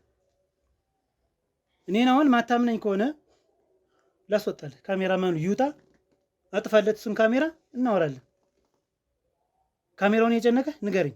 ልትሰብሮ የተነሳ ለዛ ነው። እኔ መቼ አማረኝ ጀመር። በቃ ይቻላል እንደዚህ ማውራት ያለ ካሜራ ቢሆን የሁሉ ነገር አይፈጠርም። በቃ ውጣ። ካሜራ ማን ውጣልስ? ካሜራ ባይኖር በቃ ይኸውልህ ጠፍቷል። ውጣ። እሺ እኔ እናንተ አሁን እናወራ። ምንም ነገር ሊፈጠር ይችላል። እንደ አንተ ምንድን ነው ወንድ ልጅ እኮ ነው። ችግር እንደዚህ ሲደበድብህ ስህተት ሊመጣ ይችላል። እኛም እኮ ተሳስተን ያደግን ብዙ ነገር ተሳስተናል። ግልጽ ነው እኮ። ስለዚህ ተረጋጋና ቀስ ብለህ ያለውን ነገር አስረዳኝ። በምን ምክንያት ነው ህይወቱ ያለፈ? የምታውቀው ነገር እንዳለ አውቃለሁ። ምክንያቱም ዝም ብሎ አይጨንቅህም። ለሀና እየደወልክ ምን ያህል እንደጨነቀ ታወራታለህ አይደል? ይህን አውቃለሁኝ። ያንተን ስልክ መጥለፍ ለእኔ በጣም ተራ ነገር ነው። በጣም ቀላል ነገር ነው። የት እንደምትውል አውቃለሁ። የት ፖል ቤት እንደምትውል አውቃለሁ። ምን ነገሮች እንደምትሰራ አውቃለሁ። ስራ ሊጠፋ ይችላል። ልትቸገር ይችላለህ። ነገሮች ሊደራረቡብህ ይችላሉ። ነገር ግን የተፈጠረ ነገር ካለ እኔ እናንተ የምናቀለው ካለ እናቅለው። ነግሬሃለሁ እኮ በቃ ስራ በጣም እንግዲህ እንዳየው በጣም ተበላሽቶብኝ ችግር ውስጥ እንደገባው ነግሬሃለሁ። ከባለቤቴ ጋርም በዚህ ችግር ምክንያት ምን አይነት ቀውስ ውስጥ እንደነበር ነግሬሃለሁ። ልክ ነው፣ ሰምቻለሁ። እና ያው አይዞህ፣ እኔን አሁን እንደ ወንድም ማውራት ትችላለህ። ይኸው ፍሪ ሆንና ልክ እንደ ወንድም አውራኝ እና ንገረኝ። ያጫወትኩ ነገር ነበር እንግዲህ በጣም ደግሞ ወዳት ነበር ባለቤቴ። በጣም በቃ ለዛ ለፍቅራችን ስል ያልከፈልኩት ዋጋ የለም። ብዙ ነገር ነው የከፈልኩት። እሺ ብዙ መስዋዕትነት ነው የከፈልኩት። ግን እንደዛም ሆኖ ነገሮች በቃ አልሳካ አሉ እና በዛ ሰዓት አጋጣሚ ሆኖ ቤት ውስጥ ነበር። ቤት ውስጥ ሳለው ወንድምየው የሆነ ቦታ የሆነ እንደዚህ ጉድጓድ ሲምስ አየሁ። የት ውስጥ? ግቢ አካባቢ ነው። እኔም ቤት ውስጥ ነበርኩ እና አጋጣሚ ያው ስራም ስለሌለ በሰዓቱ ቤት የሆነች ነገር እያነበብኩ ቤት ቁጭ ብዬ ነበር። ከዛ ምንድን ነው ግቢ ውስጥ የሚቆፈረው ምንድን ነው የሚማሰው? አጋጣሚ ሲሄድ የሆነ ነገር እንትን እያለ የሆነ ጉድጓድ ቆፍሮ የሆነ ነገር ሲቀብር እያየሁ ነበር። እሺ አይዞህ ንገረኝ። እኔ አሁን ነገሮችን እንዳቃልልህ ስለምፈልግ ነው ማዳመጥ። እሺ ጉልበት አልጠቀምም። ይቅርታ ስለተጠቀምኩት ደግሞ ይቅርታ። እሺ ስለዚህ አሁን አንተ ግልጹን አውራኝ ነገሩና ማግዝ ነገሮች ካሉ ልገዝህ ንገረኝ። እሺ እና ከዛን ያንን በዛ ሰዓት ወጥቼ ዝም ብዬ ለማየት ሞከርኩ። ከዛን ከጨረሰ በኋላ አጋጣሚ እስቲ ምንድን ነው ብዬ እሱ በሌለበት እሱ አጋጣሚ ሊሳለም ወጥቶ ነበር ቤተክርስቲያን። እዛም በዛ አጋጣሚ ሄጄ ለማየት ሞከርኩ። ሳይ እንግዲህ ወርቅ ከዛን ወርቅ ነው። ሲመለስ ነገሮች እሱ እንዳያስቀመጠው አልነበረም። ምንድን ነው የሆነው ነገር ምናምን ብሎ በቃ እንትን ማለት ጀመረ። ሌላ እሱ ነው እዚህ ግቢ ውስጥ ስራ ፈቶ ያለው፣ ስለዚህ ማንም ይህንን ነገር ሊያደርግ አይችልም የሚል ጥርጣሬ ይኖራል ብዬ ይጠረጥራሉ ብዬ ስላሰብኩ እንግዲህ ከወንድምየው ጋር ትንሽዬ ግጭት ውስጥ ገባን። ምን አናግሮ ነበር? እሱ አናግሮ ነበር አንተን? አዎ መጥቶ እንደዚህ ሲያናግረኝ በቃ ያናገረበት መንገድ ምንም በቃ ጥሩ ስሜት ሊሰጠኝ ስላልቻለ ከዛን ያው በጣም በቃ በፊት የነበረው እንደነበረው አልነበረም ጸባዩ። ከዛን በቃ ጸባዩ ሁሉ ተቀያየረብኝ፣ ተለዋወጠብኝ። ከዛ ሌላ ጸብ ውስጥ ገባን። በጣም ከባድ ጉልበት የሚጠይቅ ጸብ ውስጥ ገባ። እዛ ያው ላንተ ነው የምነግርህ ነው ገባኝ። አሁን እኮ ማንም በቃ እንደ ወንድምዬኝ ልገዝም ልህ እኮ ለዛ ነው እንድትነግረኝ እንድታወራኝ። እዛ በቃ እኔ ጉልበቴን ተጠቅሜ ሚስጥር እንትን እንዳይል ያው አጋጣሚ ስመታው ኮንሺየስ ሆነና ራሱን ሳተ። በዛ ሁኔታ ውስጥ ሳይ ሰውየው በቃ የለም በህይወት የለም። እና በቃ ይህንን ሳቅ ራሱን እንዳጠፋ ራሱን ያጠፋ ሰው እንዲመስል በቃ ገመድ ላዩ ላይ እንትን አልኩት። ልብሱም አጋጣሚ እንደዚህ ተጨምድዶ ነበረ። የታገላችሁበት? የታገልንበት። ሌላ ምንም አይነት የደም ምንም አያስታውቅም ነበረ። በቃ ራሱን እንደሳተ ነው ያው በዛው ህይወቱ የጠፋው። እና በቃ እኔም ደግሞ ግድ መኖር ስላለብኝ በቃ ራሱን ገመድ ከየት አመጣ? ገመድ ነበር አጋጣሚ ግቢ ውስጥ። ከዛ አመጣሁትና ራሱን እንዳጠፋ አስመስዬ እንትን ነው። ማን አገዘ? አሁን እሱን ለመስቀል ማን አገዘ?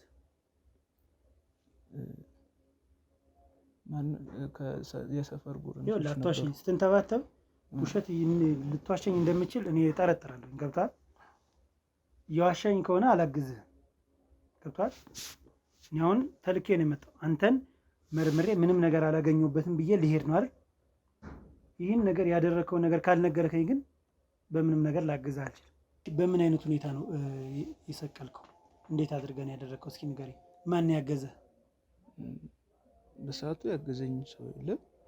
በጣም ያው የተፈጠረ ሁኔታ እንትን ስላለኝ ትንሽ ድምፅህን ከፍ አድርግልኝ ስለማይሰማኝ። የተፈጠረ ሁኔታ በጣም ስላስደነገጠኝ አቅም ከየት እንደመጣ አላቅም። በቃ በራሴ አቅም ነው ጎትቼ ገመድ ላይ ጠላለፌ እንጨት ደራርቤም በቃ በደንብ ራሱን ያጠፋ እንዲመስል ራሱን ያጠፋ እንዲመስል አድርጌ ሰቀልኩ። ከዛን ያው ደግሞ አካባቢው ላይ ምንም አይነት ምርመራ እንትን እንዳይደረግ እንዳይታወቅ ልብሶችን፣ የተለያዩ ነገሮችን፣ አሻራም የመሳሰሉ ነገሮችን እንዳይታወቁ እንትን አልኩ። አጸዳዳው። ልብሱን የታረከው በሰዓቱ የለበስክበት ልብስ እነሱን አቃጥያቸዋለሁ ሰዓቱ የተለበሰውን። እንደዛም ሆኖ ግን ያው ጥርጣሬ ስለነበር መተው መርማሪዎች መረመሩ። ግን በጣም አንዱ መርማሪ በቃ ነገሩ እንትን ስላለ የሆነ ያልጣመውን ሁኔታ ስላለ በጣም በቃ ዲፕሊ ነበር፣ በጣም በቃ በጥልቀት ነበር እሱ ነገሩን እንትን የመረመረው። ከሌሎች ተከራዮች አንተ የተለየ ስለሆነ ነው የጠረጠረው። እና በሰዓቱም እንዳልኩ ቤት እኔ ነኝ የምውለው ከሱ ጋር። እንግዲህ ያው በገንዘብ እንትን ብለናል ከመርማሪው ጋር። በገንዘብ እሱ የገባው ነገር ነበር ማለት ነው። የገባው ነገር ስላለ ለምን እዚሁ እንትን አንልም? ምክንያቱም ያው ገንዘብ የማይፈታው ነገር የለም። በገንዘብ ከሱ ጋር ጨረስን እና ይሄ ነገር ካለቀ በኋላ ይሄ ነገር ከተጠናቀቀ በኋላ ክፍለ ሀገር አባቴ ደክሟል ብዬ የሄድኩት እሱ ውሸትን አይደል? እሱ አልደከመም አይደል? አውራኛ ይዞ እና ነፃ ሆነ አውራኝ። እሺ እና ምን ልትሰራ ነው? መሬት ልገዛ ነው። እሱንም ገዝቻለሁ መሬት እና ቀሪ ገንዘብ አለ። እሱ ላይ ደግሞ የተወሰነ ጨምሬ ህንጻም ለመስራት አስቤያለሁ። ምን ያክል? በጣም ትልቅ ወርቅ ነው ማለት ነው። የት ነው የሸጥከው? ማለት በእንትን ነው በኮንትሮባንድ ነው የተሸጠው። ስለዚህ በደንብ ነው የተሸጠ ማለት ነው። እና በጣም ጥሩ ገንዘብ ነበር በሰዓቱ ያው ያስገኛልኝ በጣም። እና ቀሪው ገንዘብ እንደነገርኩ ቁጭ ብሏል። የት ነው የተቀመጠው? በማን አካውንት ነው ያለው? በእህቴ አካውንት ነው ያለው። እሱ ላይ የተወሰነ ጨማምሬ እንደነገርኩ ህንጻ ለመስራት አስቤያለሁ። እና ያው ጨማምሬ መስራት ማሳብም አለ። ለመርማሪው ቆንጆ ብር ነው የሰጠው። ማለት ክሱም እንትን ያለበት ምክንያት በዚህ ምክንያት ነው ያቆመበት ምክንያት በዚህ ምክንያት። ታዲያ አንተ አሁን ይህን ያክል ብር ካገኘ መሬት ገዝተሃል እንግዲህ አይደል? ለማን ነው የገዛው? ለቤተሰቦች ነው ለአንተ ነው ለማን ነው? ለቤተሰቦች ነው። በእነሱ ስም አድርገህ ለራስህ ነው ዞሮ ዞሮ። እሺ ቦታዎችን ገዛህ፣ ቀሪውን በእህትህ ስም አስቀምጠሃል።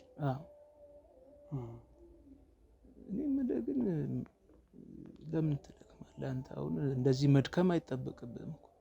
እንዳይጠረጥሩ ብለህ ነው ኪራይ ያልከፈልክ? በዚህ ፍጥነትማ እዛው እንትን የምጠፋ ከሆነ ጥርጣሬው እንትን ይላል። ጥርጣሬ ስለሚኖር እንዳይጠረጥር ነው። ገብቶሃል አይደል? እዚህ ሲሆን ግባ፣ ካሜራማን ግባ። ገንዘብ አለህ፣ ቦታ ገዝተሃል፣ ምን ብለሃል? ገንዘብ እያለህ የቤት ኪራይ ስለምንድን ነው ማትከፍል? እዚህ ቤትስ ምን ትሰራለህ? ለምን አልጠፋህም? እስኪ ንገረኝ። ልክ መጀመሪያ ጠፍተህ እንደመጣኸው ምንድን ነው የምትሰራ እዚህ? በዛ ላይ ስለ መልካምነቱ ምናምን ስታወራኝ ነበር ቅድም። ጥሩ ሰው እንደሆነ ስታወራኝ ነበር። ያንን ይሄን ለመሸፋፈን ነው ያደረግከውን ነገር?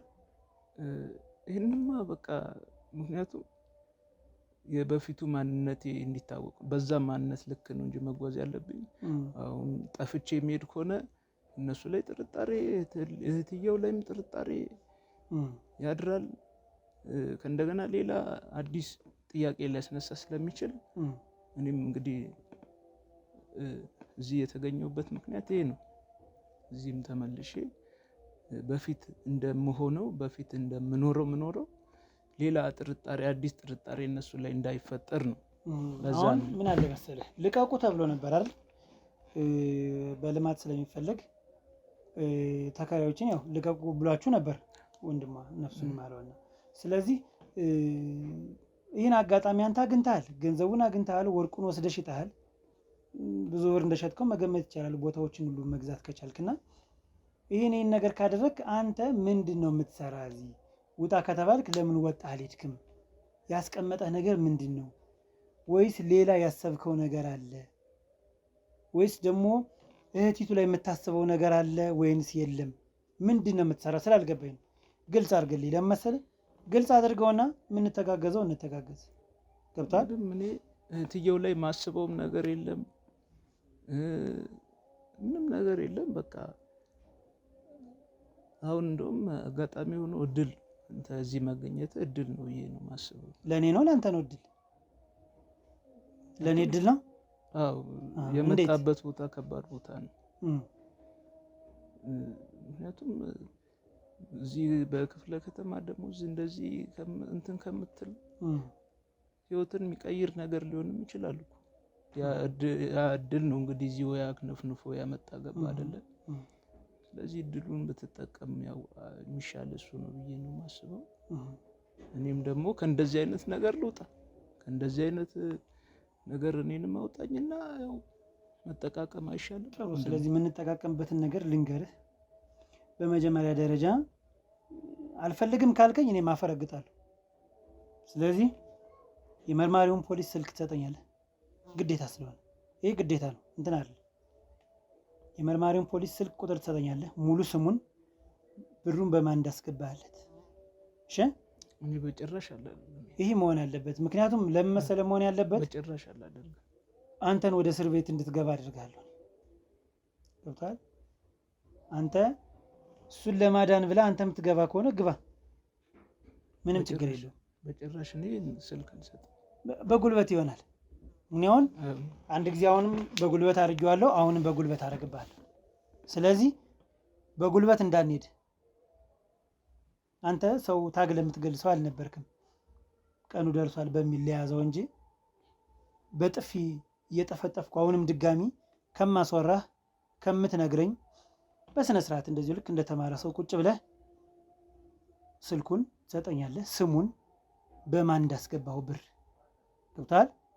በህግ ስለሚፈልግ እሱ የህግ ሰው ቆይ፣ እንዴት የህግ ሰው ስልክ እንዲወስድ? የህግ ሰው ለምን አይፈለግም?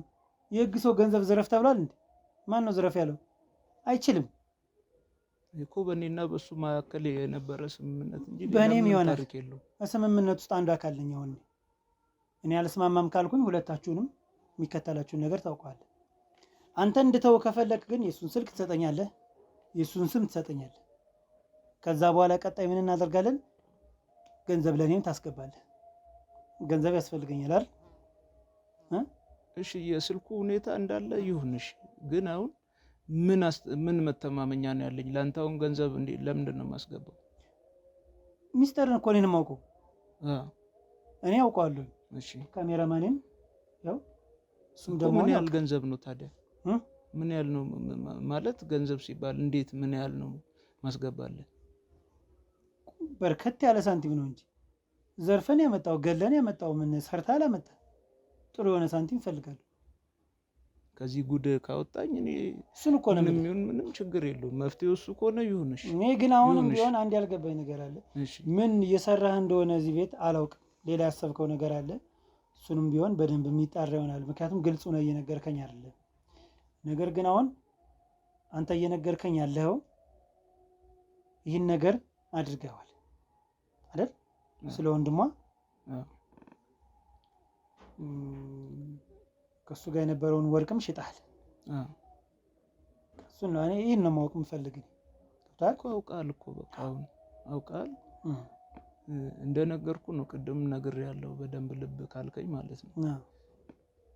በቃ ጥርጣሬ እኔ ለምንም እንዳይፈጠር ነው። አሁንም ቢሆን እኔ እዚሁ ልቀጥልም እችላለሁ እኔ አስገዳጅ ሁኔታ ካልተፈጠረ በስተቀር። ምክንያቱም ሌላ ሁኔታ ሌላ አዲስ ነገር ካዩ ምናልባት ጥርጣሬ ውስጥ ሊከታቸው ስለሚችል እኔ እዚሁ ነው የምቆየው። ይህን ፈርተህ ነው አሁን በቃ እዚህ ቁልምም ብለህ የምትኖር? በቃ አንተ ሌላ ቦታ መኖር ስትችል እችን ፈርተህ ነው አይደል? ይጨንቃል። ለሀና ተወራትን እየሰማሁ ነበር። መፍትሄው ይሄ ነው በቃ። በጣም ይጨንቀኛል ትላለህ። የሚጨንቅ ከሆነ ለምን ለህግ አካል ለምን እጅን አትሰጥም? እንዴት ይሰጣል ለህግ አካል? ይሄን ሁሉ ዋጋ ከከፈልኩ በኋላ እንዴት ነው ለህግ አካል እጄን የምሰጠው? ምንድነው ዋጋ የምትከፍለው አንተ? አሁን ዋጋ ከፈልኩ የሚባል እኮ እንደዚህ አይደለም። በጣም እንደነገርኩ ብዙ እቅዶች ነበሩ ለመኖር እና ይሄ ሁሉ ነገር ከተፈጠረ በኋላ እኔ መጀመሪያም ቢሆን እኮ ለህግ አካል መስጠት እችል ነበረ። አሁን ይሄ ሁሉ ነገር እኮ አያስፈልግም። እንጠቃቀምና በቃ ይሄ ነገር ይለፍ፣ በቃ ይለፍ። የለም እንደዚህ የሚባል ነገር እዚህ ጋር አሁን ይኸውልህ ምን አለ መሰለህ እንደማመጥ እሺ ምን ንገረኝ። በቃ ይለፍ፣ በቃ ምንድን ነው የሚያልፍ? ካሜራማኑ ሁሉ የሚጠቀሙ በቃ ምን ችግር አለ? ምንም የሚባል ነገር የለም። እኛ ካንተ 5 ሳንቲም አንፈልግም። እኔም ወንድሜም ምንም ነገር አንፈልግም። እሺ አሁን የምታደርገውን ነገር ልንገርህ። ይኸውልህ በስነ ስርዓት የህግ አካል በር ላይ ያለ ለህግ አካል ይኸውልህ ቆይ አዳምጠኝ። ኖ ምንድን ነው የምታጫወተኝ? ኳስ እኮ አይደለም ያጫወትከኝ እኮ ነፍስ አጥፍተህ እኮ ነው አጫወትኩ ብለህ የምታወራኝ። የህግም አካላት ካሉ እኔ በቂ ነገር ነው ያለኝ። ምንድን ነው በቂ ነገር ያለኝ? ዘርፈ ያመጣው የደም ገንዘብ ነው በቂ። በቃ ለሁሉም ይበቃል። ይኸውልህ በስነ ስርዓት እኔ አሁን አንተን አሁን ድጋሚ ባጮህ ራሱ ደስ ይለኛል። በጣም መጥፎ አማርኛ እየተናገርክ ስለሆነ በቀበቶ አስሬ ይዤ እሄዳለሁ ወይ ደግሞ በክብርህ። እሺ ከአንተ አሁን ምንም ነገር አልፈልግም። ይሄን ሁሉ ጨዋታ ምንድን ነው ጨዋታ የምትለኝ? ይሄን ሁሉ ነገር ነውር እኮ ነው። ሁሉ ነገር ከተፈጠረ በኋላ ይሄን ሁሉ ነገር ነውር እኮ ነው። ምንድን ነው የምትለው ያለው? ምንድን ነው እስኪ ንገረኝ። እስኪ ይለፍ በቃ ነገሩ እንጠቃቀም። ነገ ሌላ ቀን። እሺ እህቲቱንስ በምን አይነት ሁኔታ እናስኪዳት ንገረኝ እስኪ። ይህን ነገር አሁን ማወቋ አይቀርም ብልህ ምን ይፈጠር ይመስላል? እሷ ላይ ምን ይፈጠራል? እሷም ቢሆን የሆነ ነገር ትንሽ ጥቅም ነው የሚያስፈልጋት። ሌላ ምን ያደርጋል? እንደዚህ አይነት ነገር ውስጥ ሌላ እሳት ውስጥ ምን ያስገባል? አንተ ከቆየህ ሌላ ነው እንትን የምትለኝ። ነከተ ዝም በል ነው የምልህ። አምጣው ሲጀመር ስልክህን ታባህን።